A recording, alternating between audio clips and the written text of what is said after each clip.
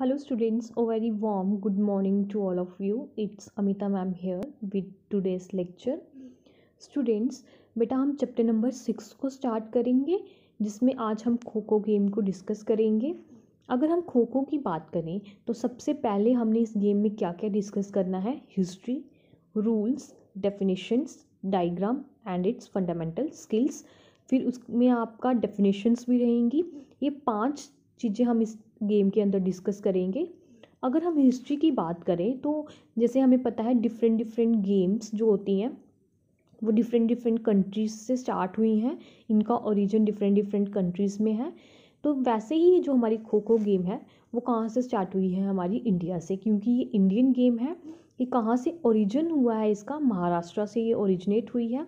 जो इसकी पॉपुलराइजेशन और डेवलपमेंट है वो किसके साथ एसोसिएट करती है, with the development of akharas and vyayamshalas, जो कहाँ पर थी, महाराष्ट्र में थी।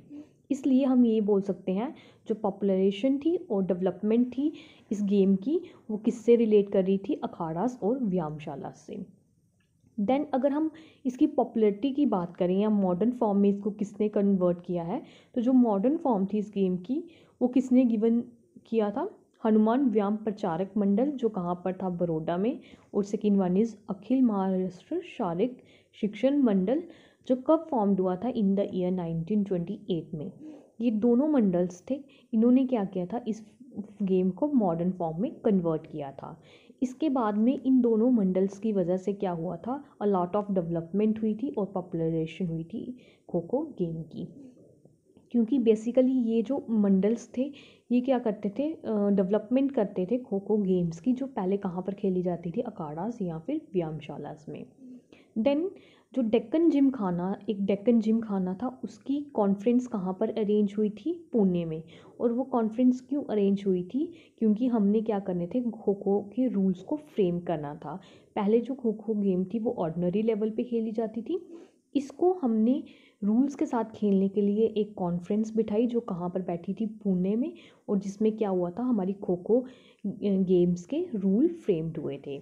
इसके बाद में जब हमारे रूल्स फ्रेम्ड हुए तो फिर हमारी खो खो फेडरेशन बनी, जो कहाँ की फेडरेशन थी, इंडिया की फेडरेशन थी। और ये किस ईयर में बनी थी, इन द ईयर 1955 में, क्योंकि 1955 में ये फेडरेशन फॉर्म्ड हुई थी। और इसके बाद में जो फर्स्ट टाइम मैन ने नेशनल लेवल पे खो खो खेली थी वो किस ईयर में खेली थी, in the year 1960। And then women's ने कब खेली थी, इन द ईयर 1961। और कहाँ खेली थी, कोल्हापुर। इसके बाद में हमने देखा है ये जो खो खो है वो नेशनल प्लस इंटरनेशनल लेवल पे खेली जाती है विद इट्स रूल्स। ये थी बेटा आपकी हिस्ट्री ऑफ खो खो। अब अगर हम खो खो गेम की बात करें तो बेसिकली इस गेम के अंदर 2 टीम्स खेलती हैं। फर्स्ट वन जो टीम होती है उसको हम बोलते हैं chasing team, and second one जो टीम होती है that is defending team. Chasing team वो टीम होती है जो प्लेइंग फील्ड के अंदर बैठी होती है, जिसके 8 प्लेयर्स प्लेइंग फील्ड के अंदर बैठे होते हैं स्क्वेयर्स पे। और जो 9th प्लेयर होता है वो क्या करता है, मूव करता है, क्योंकि उसने अपोजिट टीम के प्लेयर्स को क्या करना होता है, पकड़ना होता है। अगर हम इसमें डिफरेंट डेफिनेशंस की बात करें तो फर्स्ट वन डेफिनेशन है आपकी चेज़र। चेज़र कौन होते हैं, जो प्लेयर्स स्क्वेयर्स के ऊपर बैठते हैं ना, जहाँ पर आपकी सेंटर लाइन और क्रॉस लाइन्स इंटरसेक्ट करती हैं। जब मैं डायग्राम डिस्कस करूँगी तब बताऊँगी कहाँ पर स्क्वेयर्स बनते हैं प्लेइंग फील्ड के अंदर। बेसिकली अभी आपने यही देखना है कि जो प्लेयर्स अंदर बैठे होते हैं, जिस टीम के प्लेयर्स अंदर बैठे होते हैं उनको हम क्या बोलते हैं, chasers. Next one is your attacker या फिर एक्टिव चेज़र। जो प्लेयर पकड़ने की कोशिश कर रहा होता है रनर्स को, उसको हम क्या बोलते हैं, अटैकर या फिर active chaser. Next one is your runner. Runner कौन होते हैं, जो प्लेयर्स होते हैं ना अपोजिट टीम के, जो सेकंड टीम होती है उसके जो प्लेयर्स होते हैं उनको हम क्या बोलते हैं, runners. Fourth one is defenders. Defenders कौन होते हैं, वो रनर्स जो अपनी टर्न के लिए वेट कर रहे होते हैं फ्री जोन एरिया में। जैसे आपकी डिफेंडिंग टीम में टोटल नंबर ऑफ प्लेयर्स 9 होंगे, अगर आप एक एक करके अंदर आ रहे हो तो 1 प्लेयर प्लेइंग फील्ड के अंदर होगा, रेस्ट 8 क्या होंगे, फ्री जोन एरिया में होंगे। जो फ्री जोन एरिया में होंगे उनको हम क्या बोलते हैं, डिफेंडर्स। देन गिविंग खो। गिविंग खो क्या होती है कि जब हम खो खो गेम को खेलते हैं तो उसको हम कैसे खेलते हैं, खो दे के। मतलब कि जब एक प्लेयर क्या करता है, जब एक चेज़र क्या, एक्टिव चेज़र क्या करता है, बिहाइंड से किसी भी चेज़र को खो देता है और उसकी सीट पे जाके बैठ जाता है by saying the word loudly खो, उस टाइम पे हम क्या बोलते हैं, एक खो डिक्लेयर हुई है। और then next one definition is taking a direction. Direction क्या होती है, जब एक प्लेयर क्या करता है, खो रिसीव करता है, जैसे एक्टिव चेजर ने खो दी चेजर को, चेजर की जगह पे वो जाके बैठ गया और चेजर क्या करने लग पड़ा, मूव करने लग पड़ा। तो जिस डायरेक्शन में चेजर बैठा होगा उसी डायरेक्शन में उसको क्या करना है, फिर खड़े होकर मूव करना है।